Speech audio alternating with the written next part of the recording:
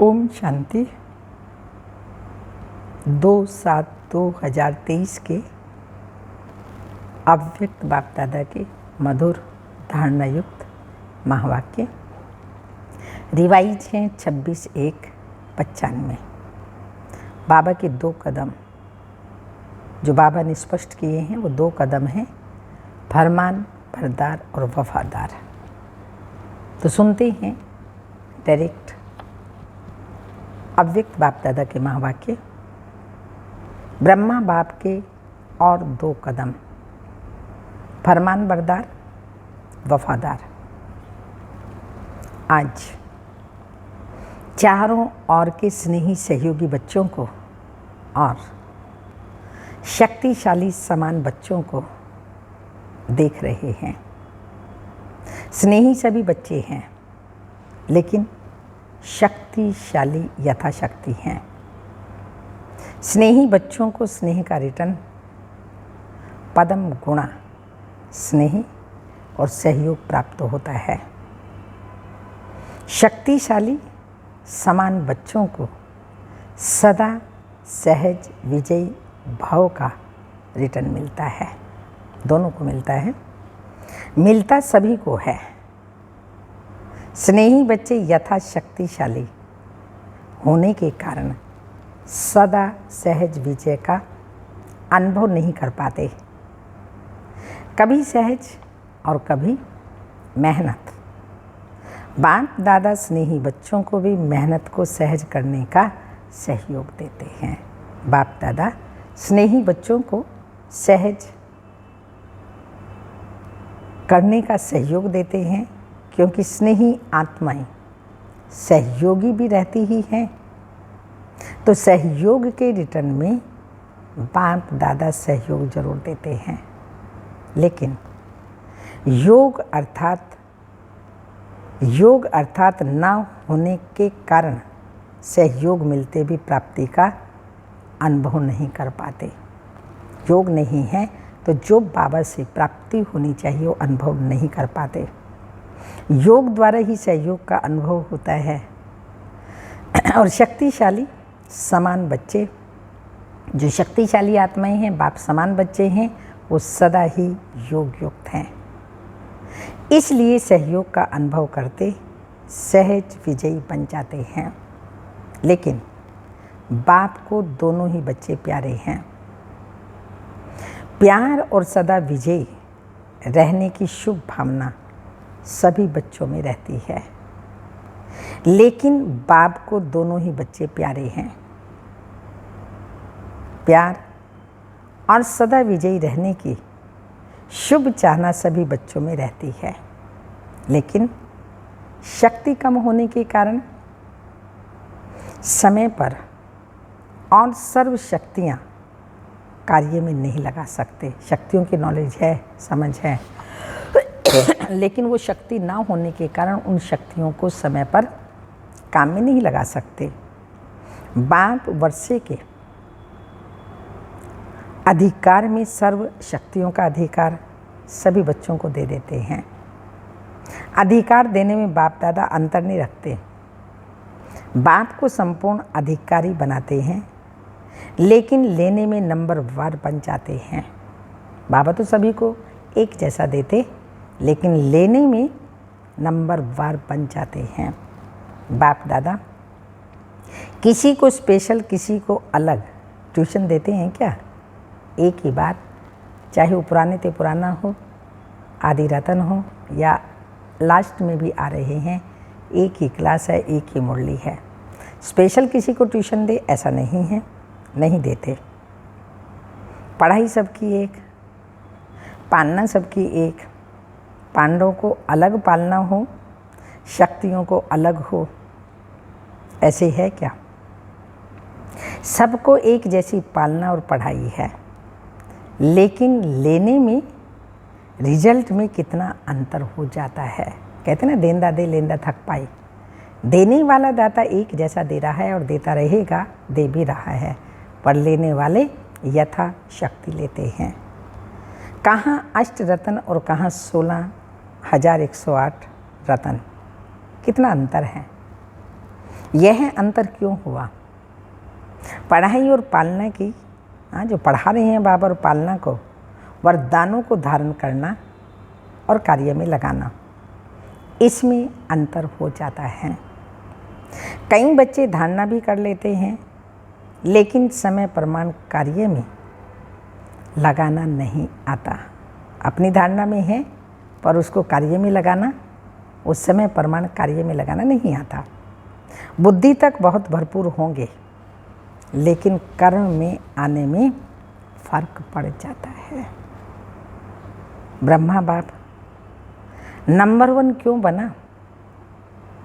2 कदम पहले सुनाई ना।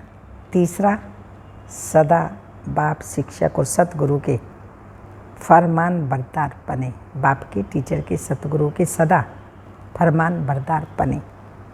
हर फरमान को जी हाजिर किया। बाप का फरमान है, सदा सर्व खजानों के वर्षे में संपन्न बनना और बनाना है। तो प्रत्यक्ष देखा कि सर्व खजाने, ज्ञान, शक्तियाँ, गुण, श्रेष्ठ समय, श्रेष्ठ संकल्पों का खजाना पहले दिन से लेकर लास्ट दिन तक कार्य में लगाया। लास्ट दिन भी समय संकल्प बच्चों प्रति लगाया। ज्ञान का खजाना, याद की शक्ति और सहनशीलता के गुण का स्वरूप, ये सब खजाने लास्ट समय तक शरीर को भी भूल सेवा में प्रैक्टिकल में लगा करके दिखाया ब्रह्मा बाबा ने। तो इसको कहा जाता है फरमान बरदार नंबर 1 बच्चा, क्योंकि बाप का विशेष फरमान यही है कि याद और सेवा में सदा बाप समान रहो। तो आदि से लेकर अंत घड़ी तक दोनों ही फरमान प्रैक्टिकल में देखा ना। स्नेह की निशानी है, बाबा से हमारा स्नेह है, उसकी निशानी है, स्नेह की निशानी है फॉलो करना। तो चेक करो, आदि से अब तक सर्व खजानों को स्व के साथ साथ सेवा में लगाया है। बाप का फरमान है, एक श्वास व संकल्प सेकंड व्यर्थ नहीं कमाना। श्वास, संकल्प, सेकंड व्यर्थ नहीं कमाना। तो सारे दिन में ये फरमान प्रैक्टिकल में लाया, वह कभी लाया कभी नहीं लाया। अगर कभी कभी फरमान बरदार बने तो कभी नहीं बने तो किस लिस्ट में आ जाएंगे? कभी बने और कभी नहीं बने तो किस लिस्ट में आ जाएंगे? अगर बाप दादा फरमान बरदार की लिस्ट निकाले तो आप किस लिस्ट में होंगे? अपने को तो जानते ही हो ना, क्योंकि आप सभी सर्व खजानों के ट्रस्टी मालिक हो। तो एक संकल्प भी बिना बाप के फरमान के यूज नहीं कर सकते हो। या सोचते हो बालिक सो मालिक हैं, हाँ, इसलिए व्यर्थ गंवाया तो क्या हुआ, या क्या भी करें, मालिक हैं तो खजाने को क्या भी करें। इसमें बाप का क्या जाता है? बाबा ने तो दे दिया, अभी हिसाब क्यों लेते हैं? नहीं, आप रोज बाप के आगे कहते हो सब कुछ तेरा, इसलिए बाबा हिसाब लेता है। खुद हम कहते हैं सब तेरा, तो बाबा का है तो बाबा हिसाब लेगा ना, मेरा नहीं है कहते हो ना। सब कुछ बाबा का है, मेरा कुछ नहीं है, बाबा ने कहा कहते हो ना कि टाइम पर मेरा और टाइम पर तेरा, ऐसा तो नहीं कहते ना। जब हमारा मतलब हो तो मेरा, वैसे तेरा, आदि आदि, ऐसी चतुराई तो नहीं करते हो ना। ब्रह्मा बाप को देखा, अपना आराम का समय भी ब्रह्मा बाबा ने आराम का समय भी विचार सागर मंथन कर बच्चों के प्रति लगाया। रात्रि में भी जाकर बच्चों को योग की शक्ति देते रहे। ये चरित्र तो सुने ही है ना, ब्रह्मा की कहानी सुनी है ना। फॉलो फादर किया कि सिर्फ सुन लिया? सुनना अर्थात जो बाबा की कहानी सुनी, बाबा ने जो किया वो सुनना अर्थात करना। तो तीसरा कदम सदा जी हाजिर, सदा हजूर हाजिर और नाजिर। कभी ब्रह्मा बाप से शिव बाप अलग नहीं हुए, बाप दादा कंबाइंड रहे, हाजिर नाजिर रहे ना। बच्चे ने कहा बाबा और बाप ने कहा मीठे बच्चे। तो मन की स्थिति में सदा हाजिर और नाजिर अनुभव किया, सेवा में सदा जी हाजिर किया। चाहे रात हो चाहे दिन हो, सेवा का डायरेक्शन मिला और प्रैक्टिकल किया, और कर्म में सदा हांजी किया। हांजी का पाठ पढ़ाया ना, तो आप क्या फॉलो करते हो? पूछिए अपने आप से। कभी हांजी कभी नाजी तो नहीं करते? तो प्यार का सबूत दिखाओ। ऐसे नहीं सोचो कि जितना बाबा से मेरा प्यार है उतना और किसका नहीं। मेरे दिल में देख लो, क्या दिखाऊं क्या सुनाऊं। बच्चे ऐसे गीत गाते हैं, लेकिन सबूत दिखाओ। सबूत है बाबा से हमारा प्यार है, उसका सबूत क्या है? सबूत है फॉलो फादर। तो चेक करो, स्थिति में, सेवा में, कर्म अर्थात संबंध संपर्क में, संबंध और संपर्क में आना ही कर्म है। तीनों में सदा फॉलो फादर हैं। हर फरमान सिर्फ बुद्धि तक रहता है या कर्म में भी आता है? रिजल्ट में देखा जाता है कि अगर बुद्धि और वाणी में 100 बातें रहती हैं, कर्म में 50 हैं। प्रैक्टिकल बाप दादा ये देखते हैं, तो उन्हों को फॉलो फादर कहें। बुद्धि में तो 100 बातें हैं, सुनाने में भी 100 बातें हैं, लेकिन कर्म में 50 हैं। तो बाप दादा कह रहे हैं फॉलो फादर कहें। अधूरी रिजल्ट वालों को फॉलो फादर की लिस्ट में रखें। आप क्या समझते हैं? बाप दादा बच्चों से ही पूछते हैं, आप ही बताइए क्या समझते हैं? वे फरमान बरदार हैं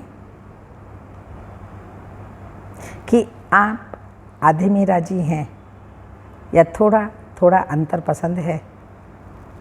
शुरू शुरू में माला भी बनाते थे, गोल्डन सिल्वर भी लिस्ट निकालते थे। तो अभी फिर से लिस्ट निकालें, कितने गोल्डन कितने सिल्वर, कि सिल्वर में नाम देखकर कॉपर बन जाएंगे। हाँ, इतने से ही बने, फिर हम नहीं बनते हैं, तो ऐसा तो नहीं, फिर कॉपर बन जाएंगे। समय की सूचना बाप तो दे ही रहे हैं, बाबा के साथ साथ प्रकृति भी दे रही है, प्रकृति भी चैलेंज कर रही है। तो समय प्रमाण आप लोग औरों को भी सूचना देते रहते हो, भाषणों में सबको कहते हो समय आ गया, समय आ गया। तो अपने को भी कहते हो या सिर्फ दूसरों को ही कहते हो? उनके लिए समय आया, हमारे लिए नहीं आया। तो बाप दादा पूछ रहे, सिर्फ अपने उन्हों को कहते हो या अपने को भी कहते हो? दूसरों को कहना तो सहज होता है ना। तो स्वयं भी ये चैलेंज स्मृति में लाओ। समय के प्रमाण अपने पुरुषार्थ की गति क्या है? बाप दादा एक बात पर अंदर ही अंदर मुस्कुराते रहते हैं। किस बात पर मुस्कुराते हैं जानते हो? एक तरफ मेजॉरिटी बच्चे कभी कभी 1 सेकंड में ये सोचते हैं कि समय प्रमाण पुरुषार्थ में तीव्रता होनी चाहिए, और दूसरी तरफ जब माया अपना प्रभाव डाल देती है तो दूसरे सेकंड ये सोचते हैं ये तो सब चलता ही है, ये तो महारथियों से भी परंपरा चला आता है, तो बाप दादा क्या करेंगे? गुस्सा तो नहीं करेंगे ना। बाबा क्या करेगा? बाबा कभी गुस्सा नहीं करता। क्या करता है? मुस्कुराएंगे। और इसका विशेष कारण है समय प्रति समय पुरुषार्थ को बहुत सहज कर दिया है, इजी कर दिया है। स्वभाव को इजी नहीं करते हैं, स्वभाव में टाइट होते हैं और पुरुषार्थ में इजी हो जाते हैं। फिर सोचते हैं सहज योगी है ना, लेकिन जीवन में पुरुषार्थ में इजी रहना, इसको सहज योग नहीं कहा जाता, क्योंकि इजी रहने से शक्तियाँ मर्ज हो जाती हैं, इमर्ज नहीं होती। आप सभी अपने ब्राह्मण जीवन के आदि का समय याद करो। उस समय कैसा पुरुषार्थ रहा? इजी पुरुषार्थ रहा या अटेंशन वाला पुरुषार्थ रहा? अटेंशन वाला रहा, उमंग उत्साह वाला रहा। और अभी कौन सा है? अभी अलबेलेपन के डल्लब के तकिए और बिस्तरे मिल गए। कौन से डल्लब के तकिए और बिस्तरे मिले? आराम पसंद ज़्यादा बना दिया। तो अपने आदि के पुरुषार्थ, आदि की सेवा, आदि के उमंग उत्साह को चेक करो। क्या था? जब बाबा के बने शुरू में आए तो पुरुषार्थ क्या था और साधन क्या थे और साधना कितनी थी? आराम पसंद थे? नहीं। और अभी थोड़ा थोड़ा है, साधन सेवा के प्रति हैं। बाबा ने जो भी साधन दिए सेवा के प्रति दिए, साधन स्वयं को आराम पसंद बनाने के लिए नहीं है। तो अभी डल्लब का तकिया और बिस्तरा निकालो, पटरानियाँ बनो, पटरानी बनो। भले पलंग पर सो, लेकिन स्थिति पटरानी की हो। देखो, आदि सेवा के साथ ये साधन नहीं थे, लेकिन साधना कितनी श्रेष्ठ रही है। जिस आदि की साधना ने ये सारी वृद्धि की है, तो साधना के बीज को बिस्तरे में छिपा नहीं दो। साधना के बीज को बिस्तरे में छिपा नहीं दो। जब विस्तार होता है तो बीज छिप जाता है। तो साधना है बीज और साधन है बिस्तर। तो साधना का बीज छिपने नहीं दो। अभी फिर से बीज को प्रत्यक्ष करो। बाप दादा ने इस सीजन में काम दिया था, लेकिन किया नहीं। याद है क्या दिया था? कि कापियों में ही है। काम दिया था कि बेहद के वैराग वृत्ति पर स्वयं से भी चर्चा करो और आपस में भी चर्चा करो। बेहद का वैराग्य सारी पुरानी दुनिया से, देह से और सब वस्तु व्यक्तियों से वैराग्य। चर्चा भी करो, मंथन भी करो, चिंतन भी करो और प्रैक्टिकल में इस साधना के बीज को प्रत्यक्ष करो। तो किया कि एक दिन सिर्फ डिबेट कर ली, वर्कशॉप तो हो गई, लेकिन वर्क में नहीं आई। तो वर्तमान समय के प्रमाण अभी अपनी सेवा स्थानों की दिनचर्या बेहद के वैराग व्रति की बनाओ। अभी आराम की दिनचर्या मिक्स हो गई है। ये अलबेलापन शरीर की छोटी छोटी बीमारियों के भी बहाने बनाता है। सिर दर्द है, टांग दर्द है, पेट दर्द है, कमर दर्द है, आदि आदि। तो ये भी सब बहानेबाजी है ना। पहले भी तो बीमारी होती थी ना, पहले भी तो बीमारी होती थी, लेकिन सेवा का उमंग बीमारी को मर्ज कर देता है। जब कोई आपके दिल पसंद सेवा होती है तो बीमारी याद आती है।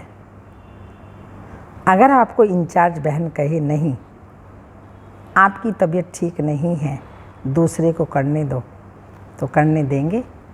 जो मतलब की होती है, आपने पसंद की होती है, वो कोई नहीं कर सकता है, मैं ही करूँगा बस। अगर कोई बहन कहेगी भी तो बहन को भी नहीं देंगे, किसी को नहीं देंगे। उस समय बुखार, सिर दर्द कहाँ चला जाता है। और जब बेहद सेवा कोई पसंद नहीं होगी तो क्या होगा? सिर दर्द आ जाएगा, पेट दर्द आ जाएगा। सुनाया ना कि अगर बहानेबाजी में बुखार कहेगी तो टीचर कहेगी थर्मामीटर लगाओ, लेकिन पेट दर्द और सिर दर्द का थर्मामीटर भी नहीं है। सिर दर्द कोई कह रहा है तो दूसरे को मानना पड़ेगा, हाँ सिर में दर्द है। पेट दर्द कह रहा है तो मानना पड़ेगा, क्योंकि उसका थर्मामीटर भी नहीं है। मूड ठीक नहीं होगा और कहेंगे पेट दर्द है। तो ये अलबेलेपन के बहाने बेहद की वैराग्यवृत्ति मर्ज हो गई है और बहानेबाजी इमर्ज हो गई है। तो बाप दादा देख रहे थे, सभी बच्चे बहुत स्नेह से मधुबन में पहुंच गए। तो स्नेही तो दिखाया, उसकी मुबारक हो।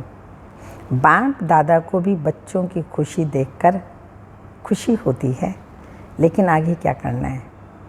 सिर्फ मधुबन तक पहुंचना या स्नेह का सबूत दिखाने के लिए फरिश्ते रूप में वतन में पहुंचना, क्या करना है?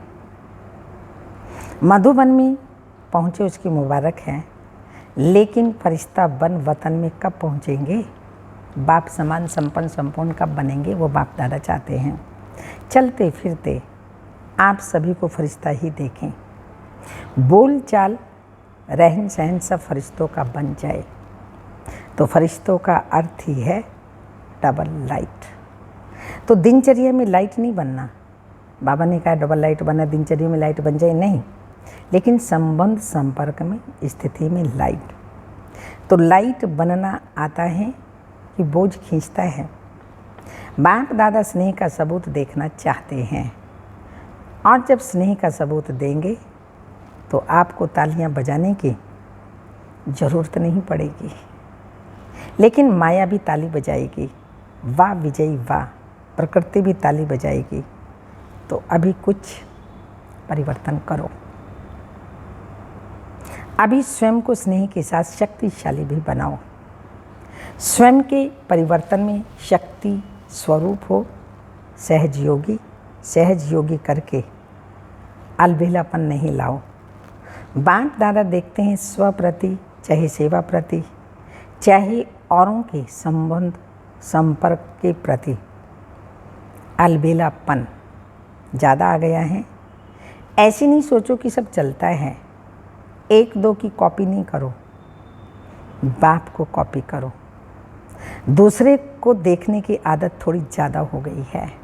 दूसरे को देखेंगे, जैसे वो पहनेगा, ओढ़ेगा, खाएगा, पिएगा, वो तो कॉपी कर लेंगे।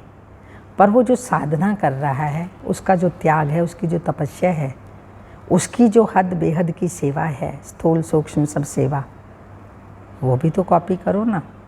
तो वही बाबा ने कहा, मतलब की बातें कॉपी कर लेते हैं, और जो साधना की है, वैराग्यवृत्ति की है, त्याग की है, वो कॉपी नहीं करते। तो बाबा कह रहे हैं अब वो कॉपी करो। एक दो की कॉपी नहीं करो, बाप को कॉपी करो। सब छोड़ दो। किसको कॉपी करो? फॉलो फादर, बाबा को फॉलो करो। दूसरों को देखने की आदत थोड़ी ज़्यादा हो गई है। अपने को देखने में अलबेलापन आ गया है। खुद को नहीं देखते, औरों को देखते हैं। बाप दादा ने सुनाया था ना, नज़दीक की नज़र कमज़ोर हो गई और दूर की नज़र तेज हो गई। तो अभी क्या करेंगे? सीजन का फल क्या देंगे कि सिर्फ बाप आया, मिला, मनाया, मुरली सुनी, ये फल हैं? हर सीजन का फल होता है ना। तो इस सीजन का फल बाप दादा को क्या भोग लगाएंगे? भोग लगाते हो तो फल भी रखते हो ना। तो इस सीजन का फल बाप दादा को क्या भोग लगाएंगे? वो तो बाज़ार से मिल जाता है, वो फल आदि तो बाज़ार से मिल जाता है, कोई बड़ी बात नहीं। अब इस सीजन का फल क्या भेंट करेंगे? क्या भोग लगाएंगे? लगाना है या मुश्किल है? तो देखेंगे नंबर 1 भोग कहाँ से आता है। वायदा तो बहुत अच्छा करके जाते हो, कभी भी ना नहीं करते हो, हाँ ही करते हो, खुश कर देते हो, बाबा को भी खुश कर देते हैं। लेकिन अभी क्या करेंगे? टीचर्स नंबर 1 भोग लगाएंगे ना, सभी सेंटर्स का भोग देखेंगे। प्रवृत्ति वाले भी भोग तो लगाते हो ना, ये खुद ही खा जाते हो। तो ये नहीं सोचना कि सिर्फ सेंटर्स वालों का ही काम है, सभी का काम है। तो फरमान बरदार का कदम प्रैक्टिकल में लाना है। चौथा कदम वफादार। कभी भी मन से, बुद्धि से, संकल्प से बाप के बेवफा नहीं बनना। वफादार का अर्थ है सदा एक बाप दूसरा ना कोई। संकल्प में भी देह के संबंध, देह के पदार्थ व देहधारी व्यक्ति आकर्षित नहीं करें। जैसे जब पति पत्नी 1-2 के वफादार बनते हैं, स्वप्न में भी अगर पर दूसरे की याद आ गई तो वफादार नहीं कहा जाता। तो ब्रह्मा बाप को देखा, संकल्प भी दूसरे की तरफ नहीं, एक बाप ही सब कुछ है, इसको कहा जाता है वफादार। अगर पदार्थ की भी आकर्षण है, साधनों की भी आकर्षण है, तो साधना खंडित हो जाती है। ये मेरा मेरा पर्सनल सब कुछ, तो वो भी बाबा ने कहा साधनों की आकर्षण भी साधना को खंडित कर देती है। वफादारी खंडित हो जाती है और खंडित कभी भी संपन्न पूज्य नहीं गाया जाता। तो चेक करो, संकल्प में भी कोई आकर्षण बेवफा तो नहीं बना देती।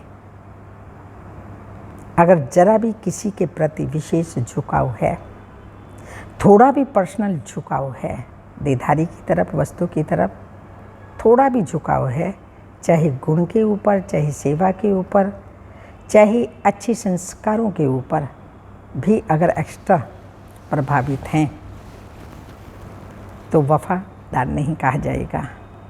सबकी विशेषता, बेहद की विशेषता पर आकर्षित है, वो दूसरी बात है। लेकिन किसी विशेष व्यक्ति वैभव के ऊपर आकर्षित हैं, तो वफादार की लिस्ट में खंडित गाया जाएगा। तो चेक करो कि खंडित मूर्ति तो नहीं है, पूज्य हैं। कहाँ एक्स्ट्रा लगाव व झुकाव तो नहीं है। संकल्प मात्र भी झुकाव नहीं। वाचा कर्मणा की तो बात ही छोड़ो, बोल में व कर्म में नहीं आए। संकल्प की भी बाबा ने कहा संकल्प में भी ना आए, लेकिन संकल्प मात्र भी है तो खंडित की लिस्ट में आ जाएंगे। तो चेक करना तो आता है ना, अपने आप को चेक करना तो आता है ना। अच्छा, चारों ओर के स्नेही का सबूत देने वाले, बाबा से स्नेह है उसकी निशानी फॉलो फादर। हर फरमान को संकल्प, बोल और कर्म में लाने वाले, सदा स्वयं को बाप समान सिंपल और सैंपल बनाने वाले, ब्रह्मा बाप के हर कदम पर कदम रखने वाले, ऐसे शक्तिशाली बाप समान बनने के दृढ़ संकल्पधारी सर्व बच्चों को बाप दादा का याद प्यार। Good morning, diamond morning. रूहानी बाप के रूहानी बच्चों को नमस्ते। हम रूहानी बच्चों के रूहानी माता पिता बाप दादा को याद प्यार। गुड मॉर्निंग, डायमंड मॉर्निंग, ओम नमस्ते। वरदान है आज का, साक्षीपन की स्थिति द्वारा हीरो पार्ट बजाने वाले सहज पुरुषार्थी भाव। स्पष्टीकरण, साक्षीपन की स्थिति ड्रामा के अंदर हीरो पार्ट बजाने में सहयोगी बनती है। अगर साक्षीपन नहीं तो हीरो पार्ट बजा नहीं सकते। साक्षीपन अर्थात देह से न्यारे आत्मा मालिकपन की स्टेज पर स्थित रहे देह से भी साक्षी, अपनी देह से भी साक्षी मालिक। इस देह से कर्म कराने वाली ऐसी साक्षी स्थिति ही सहज पुरुषार्थ का अनुभव कराती है, क्योंकि इस स्थिति में किसी भी प्रकार का विघ्न या मुश्किलात आ ही नहीं सकती। यह है मूल अभ्यास। इसी अभ्यास से लास्ट में विजयी बनेंगे। स्लोगन: फरिश्ता बनना है तो अपने सर्व रिश्ते एक प्रभु के साथ जोड़ लो। फरिश्ता बनना है तो अपने सर्व रिश्ते एक प्रभु के साथ जोड़ लो।